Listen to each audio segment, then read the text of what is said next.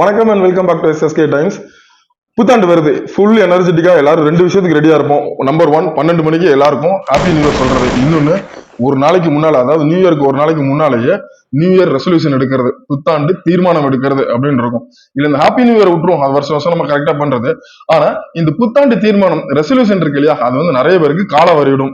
அவ்வளவே நிறைய பேர் வந்து என்ன பண்ணிருப்பாங்க அப்படின்னு பாத்தீங்கன்னா, இந்த வருஷம் என்ன ஆனாலும் சரி நான் சில விஷயத்தை தீர்மானிச்சிருக்கேன், இந்த விஷயத்த நான் நடத்தியே தீர்வேன்னு சொல்லுவாங்க. ஆனா பாத்தீங்கன்னா 95% பேருக்கு வந்து அதை வந்து நடத்த முடியாம போயிருக்கும். இதுக்கு என்ன காரணம் அப்படிங்கிறதையும், இந்த காரணத்தை தாண்டி ஒரு விஷயம் பண்ணா நம்மளால வந்து நம்ம நினைச்ச இலக்கை அடைய முடியும் அப்படிங்கறதா இந்த வீடியோவுடைய முழு நோக்கமே. அதுக்கு முன்னால இந்த ரெசல்யூஷன்னா என்ன அப்படின்னு பாத்திரலாம். அதாவது புத்தாண்டு தீர்மானம்னா என்ன அப்படின்னு பாத்தீங்கன்னா, 4000 வருஷத்துக்கு முன்னாலே இருக்கிற விஷயம். இது முதல்ல யார் கொண்டு வந்தா அப்படிங்கிற ஒரு ஐதீகமும் இருக்கு. அது யார் அப்படின்னு பாத்தீங்கன்னா பாபிலோனிய மக்கள். இந்த பாபிலோனிய மக்கள் வந்து என்ன பண்றாங்க அப்படின்னு பாத்தீங்கன்னா, வருஷத்துடைய முதல் நாள் தன்னோட அரசருக்கு வந்து சில தீர்மானங்களை வந்து சமர்ப்பிக்கிறாங்க. அதுல முக்கியமான தீர்மானம் என்ன அப்படின்னு பாத்தீங்கன்னா, அரசர் எப்பவும் போல நீங்க வந்து நல்ல உடல் ஆரோக்கியத்தோட இருக்கணும், நீங்க எப்பவுமே எங்களை வந்து அரசாட்சி பண்ணணும், உங்களுடைய வளர்ச்சிக்காக நாங்க எல்லாருமே எப்பவுமே போராடுவோம், உங்களுடைய வாழ்வும் உங்களுடைய வளமும் தான் எங்களுக்கு ரொம்ப முக்கியம் அப்படின்னு ஒரு தீர்மானம் வைப்பாங்களாம். சோ இதான் என்ன சொல்றாங்க அப்படின்னு பாத்தீங்கன்னா நியூ இயர் ரெசல்யூஷன் அப்படின்னு சொல்றாங்க. தீர்மானம் நியூ இயர் ரெசல்யூஷன் அப்படிங்கிறது இங்க இருந்து தான் ஆரம்பிச்சது. சோ அந்த மக்கள் அதுக்கு தகுந்த மாதிரி என்ன பண்ணுவாங்க அப்படின்னு பாத்தீங்கன்னா, அவங்க எடுத்துக்கிட்ட அந்த தீர்மானத்துக்கு தகுந்த மாதிரி அந்த முழு வருஷமும் வந்து அரசருக்காக வாழ்றது, அரசருக்கு நம்ம என்னென்ன தீர்மானம் கொடுத்தோமோ அதன்படி அந்த ப்ராமிஸ் சொல்லுவாங்களே அதுபடி எல்லா விஷயமும் பண்ணுவாங்களாம். சோ இப்படிதான் அந்த புத்தாண்டு தீர்மானம் அப்படிங்கிற ஒரு விஷயம் வந்துச்சு. அதை காலப்போக்குல மாத்தி நம்ம என்ன பண்ணிக்கிட்டோம்னா பர்சனலா நமக்கு உண்டான விஷயமா மாத்திக்கிட்டோம். இப்போ இதுல கூர்ந்து பார்த்தோம்னால் ஒரு விஷயம் நமக்கு தெரியும் என்னன்னா, ஒரு அரசர்கிட்ட ஒரு தீர்மானத்தை கொடுத்தா என்னாலும் நம்ம பண்ணிதான் ஆகணும். இல்ல அரசர் கேள்வி கேட்க ஆரம்பிச்சிருவாரு இல்லையா? அதே இது நமக்கு நாமே ஒரு தீர்மானம் பண்ணிக்கிட்டா யார் கேட்க போறோம்? நம்ம தான் கேட்க போறோம். நம்மளே நம்மள என்ன பண்ணிக்கலாம், கன்வின்ஸ் பண்ணிக்கலாம், நம்மளே நம்மள ஆசுவாசப்படுத்திக்கலாம். ஓகே ஓகே பாத்துக்கலாம் அப்படின்னு சொல்லி பண்ணிக்கலாம். ஸோ இதுதான் இந்த தீர்மானத்துல இருக்கிற மிகப்பெரிய பிரச்சனை. ஸோ என்ன பொறுத்த வரைக்கும் நான் தெரிஞ்சுக்கிட்ட வரைக்கும் என்ன தெரிஞ்சுக்கிட்டேன் அப்படின்னு பாத்தீங்கன்னா, வாழ்க்கையில சக்சஸ்ஃபுல்லா வந்த ஒரு 99% மக்கள், 95% சக்சஸ்ஃபுல்லான பீப்புள் வந்து பாத்தீங்கன்னா ரெசல்யூஷன் எடுக்க மாட்டாங்களாம். அவங்க அதுக்கு பதிலா என்ன சொல்றாங்கன்னா, they use to have goal setting அப்படின்னு சொல்றாங்க. கோல் செட்டிங்னா என்ன? இலக்கு நிர்ணயிக்கிறது. அந்த இலக்கு நிர்ணயிக்கிறது தான் வந்து மனுஷனோட வாழ்க்கையில ரொம்ப ரொம்ப முக்கியம் அப்படிங்கிறாங்க. ஸோ இதனால நான் என்ன சொல்ல வரேன் அப்படின்னா, இப்போ நான் சொல்ல போறதை வச்சு தயவு செஞ்சு ரெசல்யூஷன் எடுக்காதீங்க, கோல் செட் பண்ணுங்க. இப்போ நிறைய பேருக்கு தெரியும் கோல் செட்டிங்க்கும் ரெசல்யூஷனுக்கு என்ன ஒரு டிஃபரன்ஸ் இருக்கு, இல்ல கோல் செட்டிங் எப்படி பண்ணணும் அப்படிங்கன்னா கண்டினியூ பண்றேன். கோல் செட்டிங்கிறது என்ன அப்படின்னு பாத்தீங்கன்னா, ஜென்ரலா அதை வந்து எழுத்துப்பூர்வமா ஒரு டைம் பீரியடுக்குள்ள, ஒரு நாள் கணக்குக்குள்ள வச்சிருக்கிறத ஒரு விஷயம் தான் அந்த கோல் செட்டிங் அப்படின்னு சொல்றது. உதாரணத்துக்கு அடுத்த 3 மாசம் நான் வந்து புதுசா ஒரு கோர்ஸ் படிக்கணும்னு நினைக்கிறேன் அப்படிங்கிறது வந்து என்னன்னா தீர்மானம். அதே இது எழுத்துப்பூர்வமா போட்டுட்டு அந்த கோர்ஸ் ஒரு நாளைக்கு எவ்வளவு நேரம் நான் படிக்க போறேன். உதாரணத்துக்கு நான் வந்து ஒரு ஆர்டிபிஷியல் இன்டெலிஜென்ஸ் படிக்கணும், தினமும் 3 மணி நேரம் நான் அதுக்கு வந்து ஸ்பெண்ட் பண்ண போறேன் அப்படின்னா அந்த 3 மணி நேரம் என்னோட ஒவ்வொரு நாள்லயும் எந்தெந்த 3 மணி நேரம் அப்படின்னு நான் ஸ்பெசிபிக்கா எழுதி வைக்கிறது. இதுதான் என்ன சொல்றாங்க அப்படின்னா கோல் செட்டிங் அப்படின்னு சொல்றாங்க. இப்போ ஒவ்வொரு நாளைக்கும் வந்து லைஃப்ல சக்சஸ்ஃபுல்லா இருக்கிற பர்சன்ஸ் என்ன பண்றாங்க அப்படின்னா கோல் செட் பண்றாங்க. அந்த கோல் செட் எப்படி இருக்கலாம் அப்படின்னு பாத்தீங்கன்னா, தினமும் உள்ள கோல் செட்டிங்கா இருக்கலாம், வாரத்துக்கு இருக்கலாம், மாசத்துக்கு இருக்கலாம் அப்படின்னு சொல்றாங்க. சோ என்ன பண்ணணும்னா ஒவ்வொரு மாசத்துக்கும் இந்த மாசம் நான் என்ன பண்ண போறேன் அப்படின்னு நம்ம கோல் செட் பண்ணிக்கலாம், இல்ல ஒரு வருஷத்துக்கே கூட பண்ணிக்கலாம். சோ இதனாலதான் சக்சஸ்ஃபுல் பர்சன் என்ன செய்வாங்கன்னா, கேலண்டர் வாங்கின உடனே அந்தந்த நாட்களுக்கு நான் என்னென்ன பண்ணணும் அப்படிங்கறத தெளிவா எழுதி வச்சிருவாங்க. இப்போ ஒரு உதாரணத்தோட இன்னும் கொஞ்சம் கிளியரா நான் உங்களுக்கு சொல்றேன். இப்போ வருஷம் வருஷம் நான் என்ன பண்றேன் அப்படின்னு பாத்தீங்கன்னா, டெய்லி வந்து அட்லீஸ்ட் 1 மணி நேரம் நான் வந்து ஜிம்முக்கு போகணும் அப்படின்னு ரெசல்யூஷன் எடுக்கிறேன்.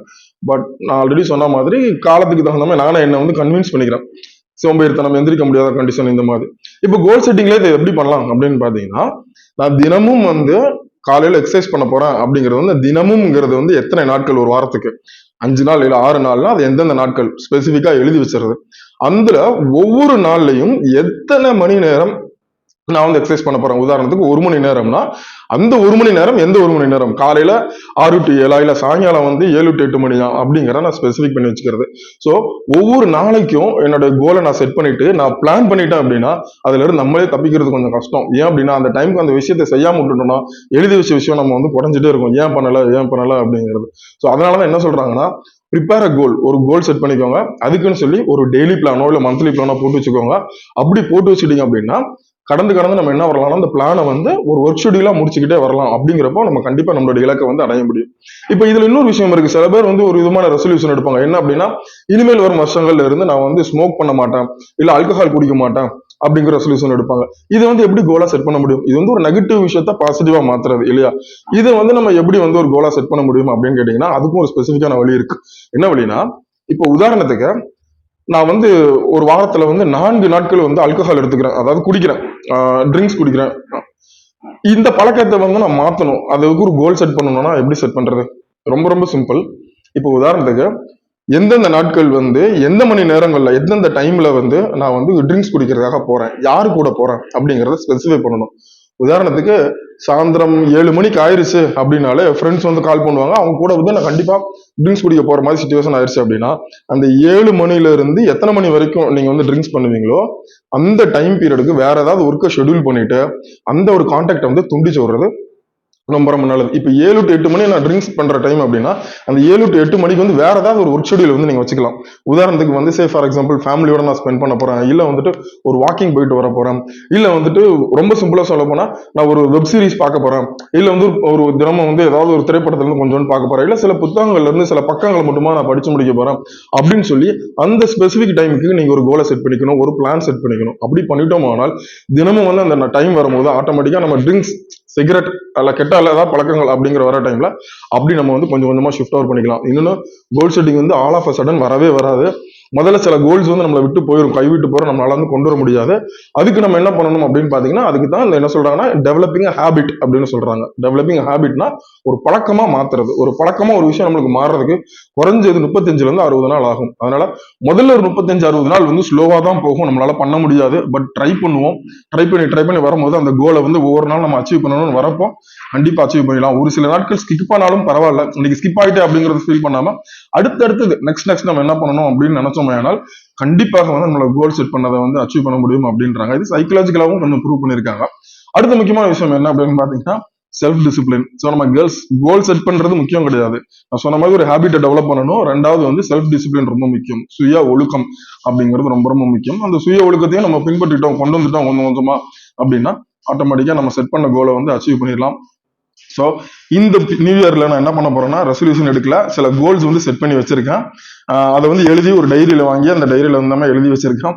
அடுத்த ஒரு வாரம் நான் என்ன பண்ண போறேன்னு எழுதி வச்சிருக்கேன், அதை நான் பண்ண போறேன், ட்ரை பண்ண போறேன், அடுத்தடுத்த வாரங்களை பண்ண போறேன். ஸோ நீங்களும் வந்து ரெசல்யூஷன் எடுக்காதீங்க, கோல் செட் பண்ணுங்க, கண்டிப்பா நீங்க நினைச்சது நடக்கும். எல்லாருக்கும் ஹாப்பி நியூ இயர். மறுபடியும் இந்த ஒரு வீடியோல சூப்பரா உங்களை சந்திக்கிறேன். நன்றி, வணக்கம்.